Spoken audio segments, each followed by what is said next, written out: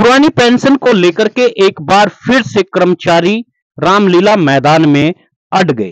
रामलीला मैदान में उन्होंने मांग की कि पुरानी पेंशन को बहाल किया जाए। जो कर्मचारी लगातार पूरे वर्ष भारत माता की सेवा करता है और देश के लिए वह अपना सब कुछ निछावर कर देता है, यहां तक कि वह अपने परिवार को भी नहीं देखता, वही पेंशन के लिए आज रामलीला मैदान में अड़ गया है। इसी को देख करके अब बहिष्कार कर दिया है भारतीय जनता पार्टी का कर्मचारियों ने 5 राज्यों में। यदि ये 5 राज्य भारतीय जनता पार्टी हार जाती है तो यह बात सोचने पर मोदी सरकार को सोचना पड़ेगा कि आखिर कर्मचारियों का वर्चस्व कितना है। हालांकि बार बार एक लॉलीपॉप कर्मचारियों को दिया जाता है कि उनकी पेंशन बहाल की जाएगी, लेकिन की नहीं जाती। जब यह तमाम सवाल भारतीय जनता पार्टी के नेताओं से पूछा जाता है तो वे कहते हैं कि इससे देश की अर्थव्यवस्था पर बोझ पड़ेगा। क्या अर्थव्यवस्था पर उस समय बोझ नहीं पड़ता जब हर 5 वर्ष के बाद में विधायकों की, सांसदों की, मंत्रियों की तनख्वाह बढ़ जाती है? उनकी सिक्योरिटी पर जो खर्च आता है उससे क्या भार नहीं पड़ता है? 15 लाख रुपए का सूट पहनने से क्या भार नहीं पड़ता है? और महंगी सब्जियां खाने से क्या भार नहीं पड़ता है? हर बार नए कपड़े पहनने से क्या भार नहीं पड़ता है? यह बात प्रधानमंत्री मोदी को सीख लेनी चाहिए हमारे लाल बहादुर शास्त्री से, जो देश के लिए केवल 2 जोड़ी कपड़े पहनते थे और उन्हें सिलाई करके फिर पहन लेते थे। यह बात समझ लेनी चाहिए देश के महापुरुषों से। आखिर जो देश का मालिक बनाया जाता है, जिसे देश में हम वोट देते हैं, तमाम जिम्मेदारी उसी की तो होती है। यदि आप घर के जिम्मेदार हैं, आप अपने लिए कपड़े नहीं पहनते हैं, आप अपने लिए जूते नहीं लेते हैं, आप अपने लिए नई शर्ट नहीं लेते हैं, लेकिन परिवार का पूरा आप उनकी मांगों को पूरा करते हैं। यही देश के प्रधानमंत्री को होना चाहिए। लेकिन देश का प्रधानमंत्री पहले अपना पेट भरता है, फिर अपने दोस्तों का, अडानी का, अंबानी का पेट भरता है, फिर अपने परिवार वालों को, अपने भाइयों को बड़े बड़े टेंडर दिलाता है और उसके बाद देश के बारे में सोचता है। उसके बाद कहते हैं कि देश में कर्मचारियों के लिए, किसानों के लिए कोई पैसा नहीं है। किसान सड़कों पर आकर के लगातार आंदोलन करते रहे।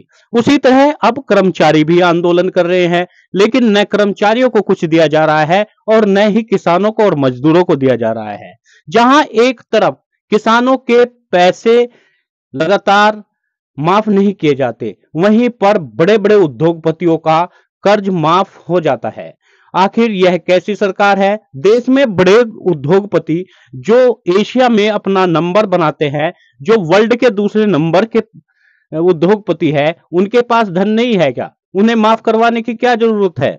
आज किसानों को, मजदूरों को और कर्मचारियों को लगातार शोषण का शिकार होना पड़ रहा है। कर्मचारी यदि मांग करता है तो उसे देशद्रोही बता दिया जाता है। कर्मचारी यदि अपनी आवाज बुलंद करता है तो उसे पाकिस्तानी बता दिया जाता है। यदि किसान मांग करे तो उसे खालिस्तानी बता दिया जाता है। आखिर ये प्रोपगंडा पूरा कौन चलाता है? भारतीय जनता पार्टी की IT cell. Bharatiya Janata party social media पर एक आईटी सेल को क्रिएट करती है।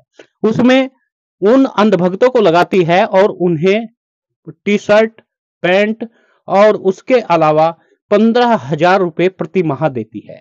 वही आईटी सेल आपके विरोध में उतरकर आ जाएगी। वही आईटी सेल आपकी वीडियो पर कमेंट करने लगेगी। वही आईटी सेल आपको गाली गलौज करने लगेगी। वही आईटी सेल आपको मुल्ला बताने लगेगी, आपको कहने लगेगी ये मुगलों की औलाद है। आखिर इसका बाइकाट क्यों नहीं होना चाहिए? अपने ही देश में धर्मवाद का जहर कौन फैला रहा है? अपने ही देश में आपको पाकिस्तानी कौन बता रहा है? अपने ही देश में आखिर आपको पाकिस्तान जाने की सलाह कौन दे रहा है? आज पूरे देश में कर्मचारी सड़कों पर है, हाथ में कटोरा लिए कर्मचारी पेंशन की भीख मांग रहा है। लेकिन मोदी साहब एक कान से सुन लेते हैं, दूसरे कान से निकाल देते हैं। आखिर कब तक इस तरह का प्रोपगंडा चलता रहेगा? इस देश को कब तक बेचा जाएगा? आखिर कब तक हम इस दास प्रथा का विरोध न करें?